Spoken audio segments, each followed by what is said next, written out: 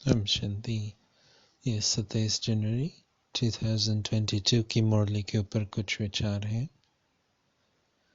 मैंने उस दिवस कमेंट किया था कि मुझे लगता है कि ये मुरलियाँ 1965 की हैं, क्योंकि मैं समझता हूँ कि उस साल महाकुंभ चला था।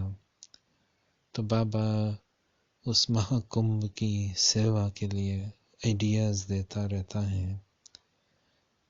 तो बाबा समझा रहा है कि वो लोग तो कहते हैं कि त्रिवेणी का मिलन होता है वहाँ, गंगा जमुना और सरस्वती गुप्त नदी।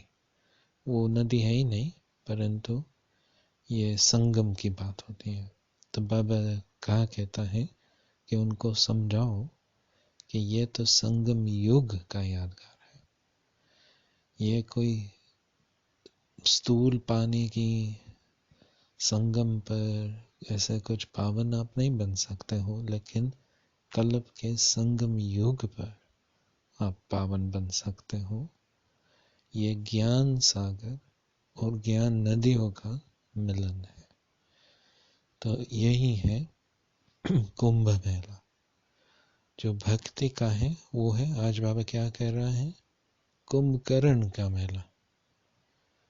आपका है अब कुंभ मेला शिव बाबा के साथ, और भक्ति का है कुंभकर्ण, अज्ञान नींद में सोने वाले। तो कुंभकर्ण का मेला हो गया।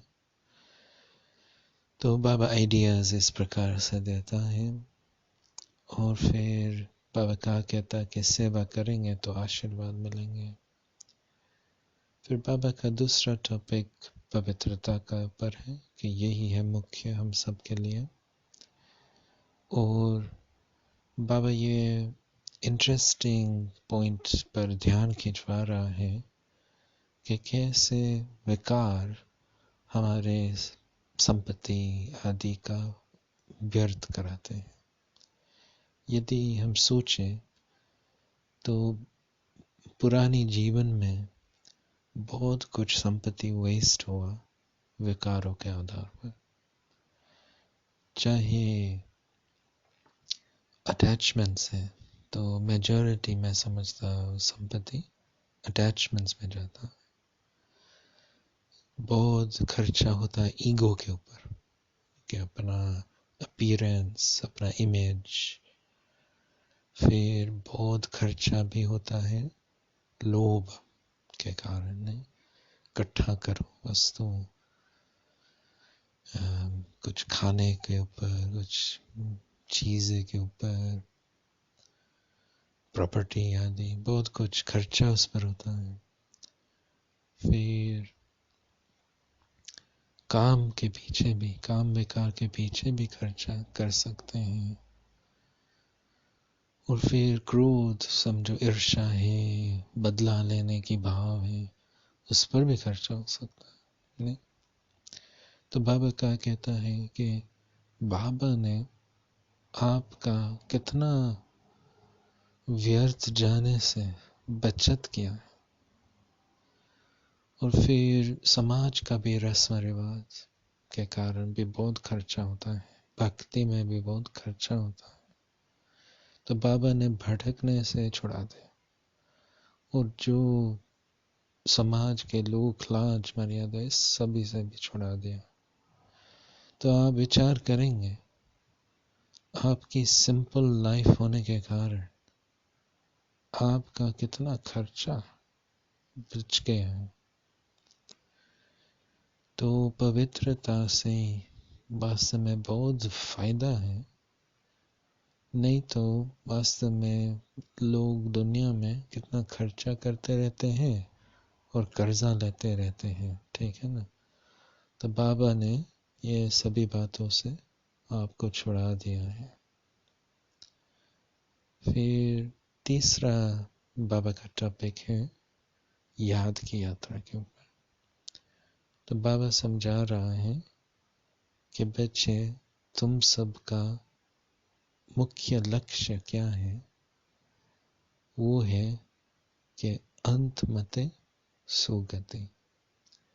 बाबा कई मुरलियाँ चलाता है जिसमें बाबा इस जीवन का जो अंतिम संकल्प होता है इसका महत्व बतलाता है। जो अंतिम संकल्प में मन में आता है उसी अनुसार नेक्स्ट जन्म बनता है। तो इसका बहुत महत्व होता है। मेरा एक बुद्धिस्ट फ्रेंड है, तो वो भी बतलाता है कि बुद्ध ने भी ये सिखलाया था कि इसका बहुत महत्व होता है। वो बुद्ध ने कहा था कि कई मंक्स को भी धोखा मिल सकता है उस अंतिम समय पर, क्योंकि समझते हैं कि बहुत समय मेडिटेशन किया तो सब ठीक होगा, परंतु उस अंत घड़ी जो अंदर आत्मा में भरा पड़ा होता है वो इमर्ज हो सकता है, तो अपने को धोखा भी हम दे सकते हैं। तो बाबा कह रहा है इस धोखे से अपने को बचाने के लिए अभी से निरंतर याद की अवस्था बनाने का पुरुषार्थ करो। पहले पहले बच्चों को सवेरे अमृत वेले के समय पर बहुत ध्यान देना चाहिए। दादी जान की कहा कहती थी कि सवेरे 4 से 8 बाबा के लिए रखना चाहिए, अथवा कईयों को जल्दी जाना होता है तो 3 से 7, 3:30 से 7:30 इस प्रकार से रख सकते हैं, और फिर शाम का 1 घंटा रखना चाहिए। तो दादी कहा कहती थी कि ये समय बाबा के लिए रखेंगे तो फिर मन जितना भी दिवस में बिजी रहता है तो बाबा की याद रह सकती है। और फिर बाबा कहा कहता है कि फिर कर्म करते भी बाबा की याद, एक बल, एक भरोसा की अवस्था बनाने का पुरुषार्थ करो, क्योंकि अंत में एक ही शिव बाबा मन में रहना चाहिए। और आज का भोग संदेशों में बाबा ने हम सबको स्वराज्य अधिकारी की तरफ ध्यान खिंचवाया है और पावरफुल स्थिति बनाने की तरफ ध्यान खिंचवाया है। बाबा ने आज कहा है कि एक तरफ हम सबकी उन्नति देख करके बाबा खुश है, दूसरी तरफ बाबा चाहता है कि हम चेक करें कि हमारी दिल कितनी सच्ची है, साफ है, हम रियली अपने को बदलने चाहते हैं सर्व प्रकार से। दूसरा कि सबन संपर्क में जहाँ हमें अपने स्वभाव को बदलना पड़ेगा, शक्तियाँ धारण करनी पड़ेंगी, हम तैयार हैं, हम इतने स्वच्छ साफ सच्चे हैं। और फिर भविष्य की चिंता वो भी खत्म है, ये एंजाइटी है कि क्या होगा, क्योंकि बहुत बड़ी टेस्ट पेपर सबके पास तो आने वाले ही है। क्लाइमेट चेंज होने वाला है, लड़ाई आने वाली है, कोई न कोई राइटिंग ये सब कुछ होने वाला है, लूटिंग, फिर एनर्जी क्राइसिस, फूड क्राइसिस, ये सब हम सब के पास आने वाला है। तो बाबा दूसरा भोग संदेश में भी कह रहा है कि बच्चे अपनी स्थिति को ताकतवान बनाओ। ऐसे नहीं कि बाहर में हम पावरफुल हैं और अंदर हम कच्चे हैं, ये तो चलेगा नहीं ना। अंदर बहुत ताकत चाहिए। बाबा मिसाल देता है कि दादिया और दादाओं 1950s 60s में बहुत सिंपल लाइफ में रहते थे, साधारण रीति से रहते थे, परंतु उनकी आत्मा में उन्होंने ताकत भर दी थी। तो इस ताकत के आधार पर उन्होंने कितना किया और कितनों का जीवन बनाया, दूसरों को ताकत दिया, क्योंकि स्वयं ने ताकत धारण कर लिया था। तो हम सबको भी ऐसे अभी दूसरों के लिए करना है। Om Shanti. Om Shanti. These are some thoughts on the Murli of the 27th of January 2022. As I was mentioning to you the other day, I think these Murlis are from 1965 because there was that Hindu festival, the Mahakumbh Mela, that year. I think it was that year. It occurs every 12 years. And it's known as the world's largest pilgrimage because over a period of about 6 weeks, they have maybe hundreds of millions of people going, and the main purpose is often bathing in the river and purifying yourself. So Baba was very keen that brothers and sisters serve at that festival, and he's giving ideas surrounding this concept of the bathing and the concept of purification, and how there's a great importance given to confluences. So where that festival occurs, it's in the city of Allahabad. It's where the Ganges and the Yamuna, so the Ganga and the Yamuna, these two rivers, they meet there. And there is a legend of a third incognito river running underneath. And there isn't such a river, but there's a legend of the river Saraswati. So this meeting of three, this is given importance. So Baba says, go and explain to them that it's actually a confluence age of the cycle rather than a confluence of rivers. It's the confluence of the ocean of knowledge and the rivers of knowledge. So explain in this way. So Baba is giving such ideas. And then Baba is emphasizing once again to us the importance of purity and how purity is really something which we've got to make precious, and it's our foundation, it's what it's all about. And interestingly, Baba is pointing out to us that there is a connection between using the vices and wasting resources. Baba's been talking to us about using resources in a way which helps Baba's task and then gains Baba's blessings. And Baba's pointing out that when we were using money according to vices, so much of our money was just wasted away.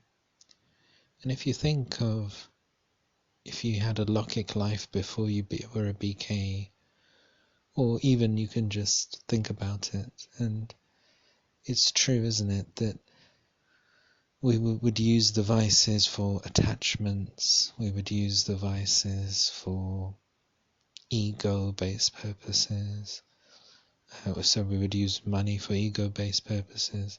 So you can see how so many resources are used because of our ego, our image, and we waste a lot of money. And then we might use money for lustful purposes.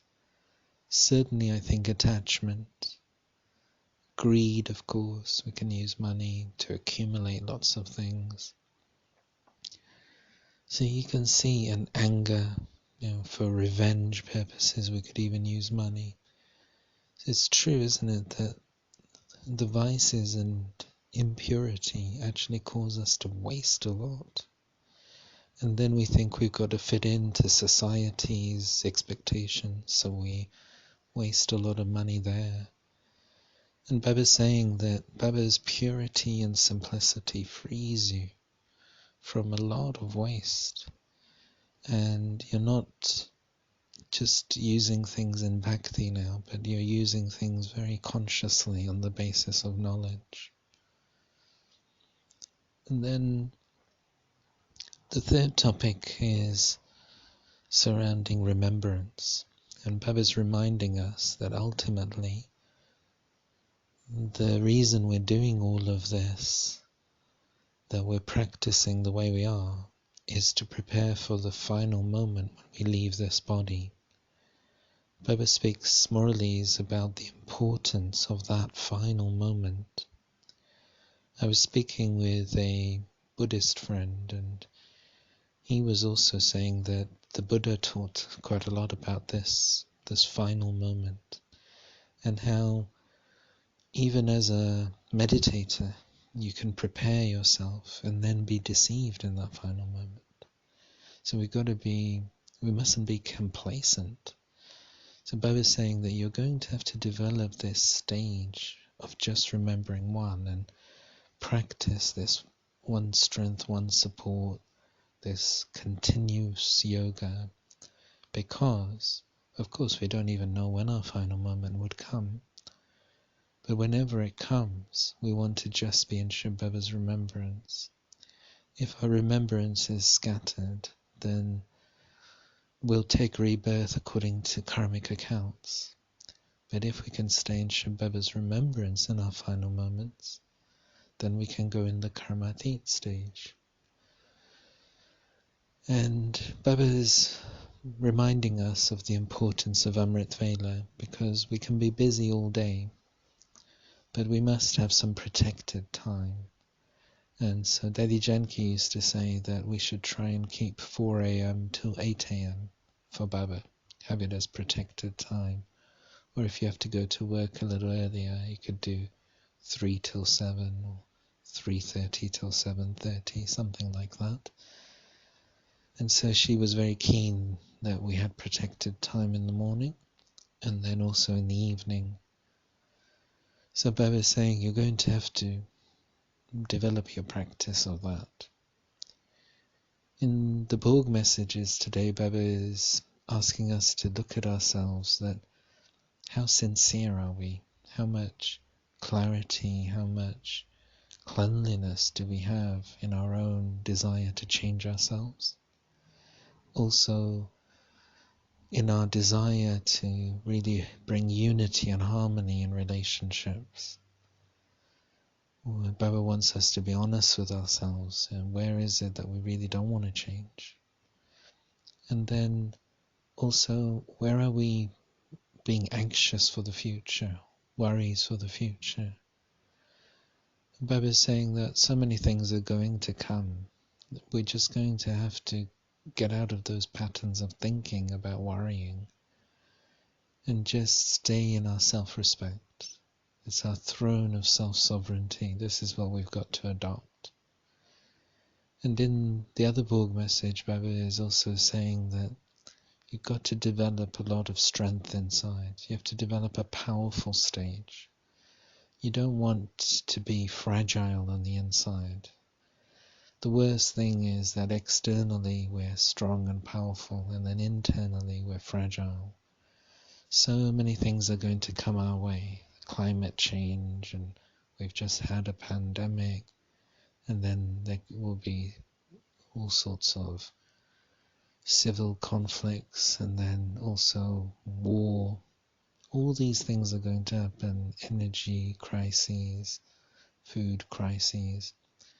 So Baba is saying that you're going to need a lot of strength. So develop that from now. The daddies and the dadas, they also had difficult times in the 50s and 60s.